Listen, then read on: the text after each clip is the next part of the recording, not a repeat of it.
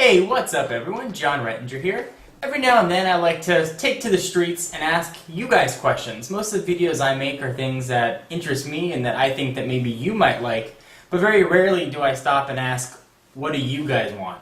So I posted a message on my Twitter account at twitter.com/John4Lakers about an hour ago asking you guys to ask me questions. Anything you want to know in technology or my personal life, I'm pretty much an open book. So I picked 9 questions and I'm going to go ahead and answer them for you. I'm going to try and do this series a little more regularly. It gives you guys a chance to get to know me a little bit better, and it helps me understand sort of what things you're looking for in future videos. So let's go ahead and get started. The first question comes from Ty's iPhone Help, really a fantastic YouTuber. Definitely check him out if you haven't. And he is asking, who is your favorite YouTuber other than me? And Ty is actually a good question. You can check out my subscribers box to see who I watch mostly. But some of the bigger name YouTubers that I love and that I watch all the time, I watch SXE Phil's videos.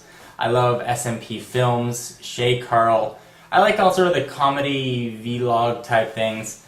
You know, it's nice to see how people that are talking to the camera do it, see if I can pick up any tips, how they put comedy into their videos, and just see how they interact with their audience. It really is a nice way to, you know, get some ideas. And also it's very enjoyable. I love College Humor, Barely Political, all of those. Those are some of my favorites. So the next Twitter question that we have here is from user Cajun Car Fan. And he asks, John, how do you carry your iPhone without a case? Without a screen shield or no screen shield? Well, I actually use Clear Coat on my iPhone. I did a really big comparison versus the 3, what I consider to be the largest, sort of plastic coating for the iPhone. It doesn't even look like a case, but this thing is totally scratch-proof.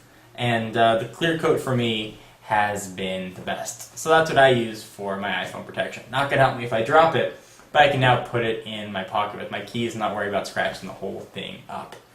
So hopefully that answered your question. The next question comes from Andrea Tunes, again, one of my favorite YouTubers. He actually asked a very good question. Here's one.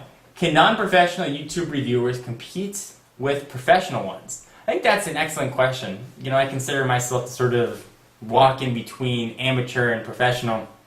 And certainly you look at videos from CNET, and you look at some of the more amateur videos on YouTube, and you certainly see a big discrepancy in production quality.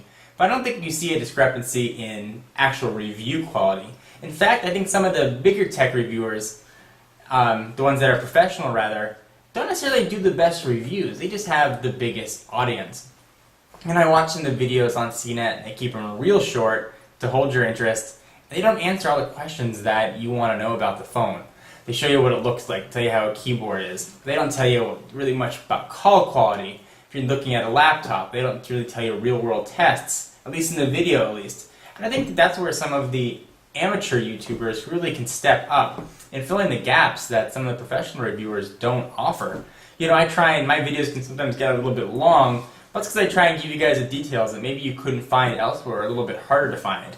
So to answer to your question, I really do think that the amateur YouTubers definitely stand a shot against the professionals. In fact, I think that the amateur YouTubers now can be tomorrow's professional reviewers. That can help change the perception of, at least my perception, of the pro reviewers. So, Andrea, I hope that answered your question. And I said that with an accent for you too, Andrea. Okay, so we'll go to the next one. And this is from user RadGMR. What is the best advice for getting noticed on YouTube or getting your website noticed? And this is really a hard one because I think most of it's just dumb luck. You know, first things I don't recommend, don't email people asking them to subscribe to you.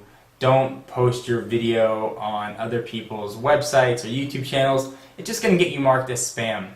And for most of the common viewers, they're going to find it a little bit annoying. The best way you can get noticed is to put out good content. Good content will eventually get noticed. And don't be discouraged if you're not gaining the audience that you hope for or that you wanted, because it does take time to build up that audience. It really, really, really does. And just be patient, have confidence, build up your reviewing skills. It's not something you can turn on the camera and just do one day. If you watch my first, 100 videos, I sucked. I'm not saying I'm not good now, I certainly have a lot more to improve on, but I was awful. I was nervous, I was looking away from the camera all the time. Every other word out of my mouth was, ah. I was making more mistakes than usual in what I was saying. They were just really bad. But I enjoyed what I was doing and I stuck with it and eventually got a little bit noticed. And certainly you can get the same amount of attention that I have, if not more, if you just stick with it. So that's the best advice that I can give you. Next question is from Nick MOC. What features in a smartphone would take you away from the iPhone as your main device?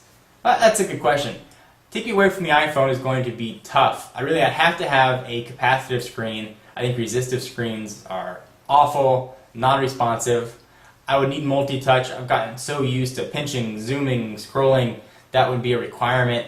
I'd have to have a really stellar web browser. I do a lot of work actually online from my phone. So if I had a great web experience, I would consider it. Multitasking would be something that would be a feature that I couldn't get on the iPhone that I would definitely like.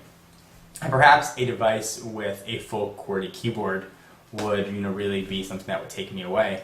Also, I would want it to be on AT&T's network, since that's my current carrier, and I wouldn't want to have to carry two phones around all the time and miss text messages. I can forward phone calls from one number to another, but you can't forward text. So it would at least need to be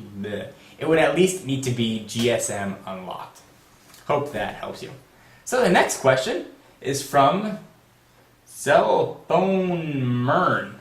What advice would you give to a 17-year-old boy who wants to break into YouTube market with a vlog show? Well, my advice would be very similar to the advice that I gave for getting noticed. First, stick with it. If you're 17 years old, that means you're still in school. Focus on your studies first. The best advice I can give to anybody is get an education. They might not ask you, being a tech reviewer, how to do geometry problems or physics or biology. But doing that work and learning it's going to help shape the way you think in the future. So education would be the first thing I would say if you're still in school. The great Al DeBlasi once told me, and I know he tells some of his audience, if you're in school and you're not an A student, you have no business being a tech reviewer in the first place. Study, learn what you need to learn, and then when you're achieved that level of academic success, then start trying to achieve some technology reviewing success. But assuming that you are doing that, assuming that you are an A student and learning everything you can, the advice that I would give to really get noticed would be find something that determines or that separates yourself from the pack. There are a lot of people that just talk to a camera, give kind of verbatim what's on a package, and don't really offer anything unique.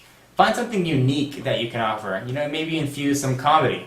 Maybe infuse, costumes. Whatever it might be, you need a hook. It's a very crowded marketplace right now. So that would really be my short-term advice for you. The next question comes from Aflam. APHILAM.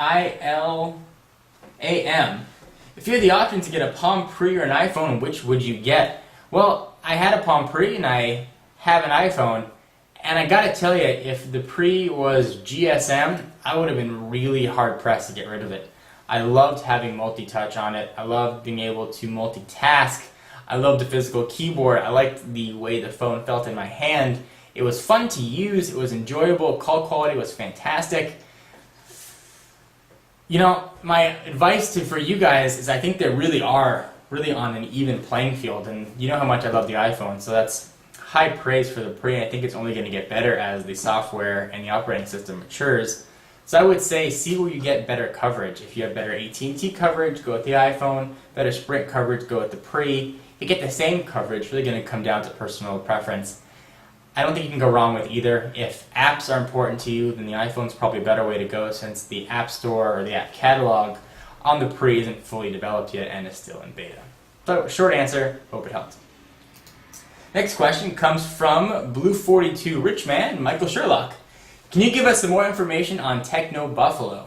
Now, you guys may have seen Techno Buffalo on my phone. You may have heard me mention it in live streams. I will tell you this, it's a new project that I'm working on, and I promise you that more information is coming within the week.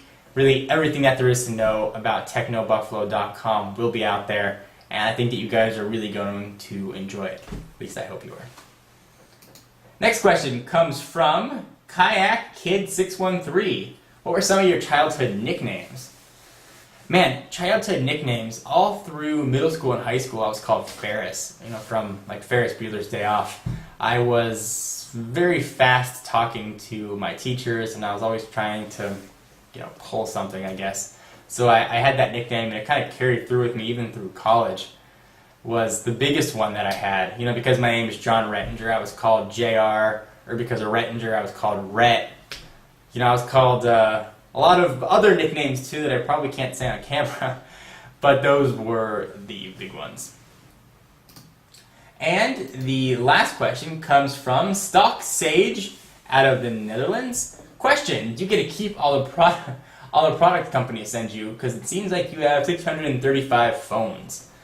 Well, the answer is no, I do not get to keep all the products. Some I do. Most of the phones I keep, or most of the phones that I get to review, I keep for 2 weeks, 3 weeks, and then I send back to the carriers. They're primarily just demo units. Some of the other products I do get to keep if I review them. If it's a product that I particularly like, I may ask to keep it. If it's something that I have no interest in, then generally I will send it back.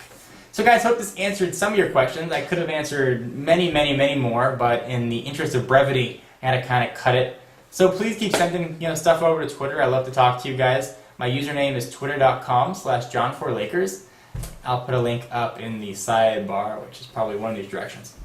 Anyway guys, for exclusive content, check out Twitter as I just mentioned, and I will see you, or you'll see me rather, in the next video. Bye-bye.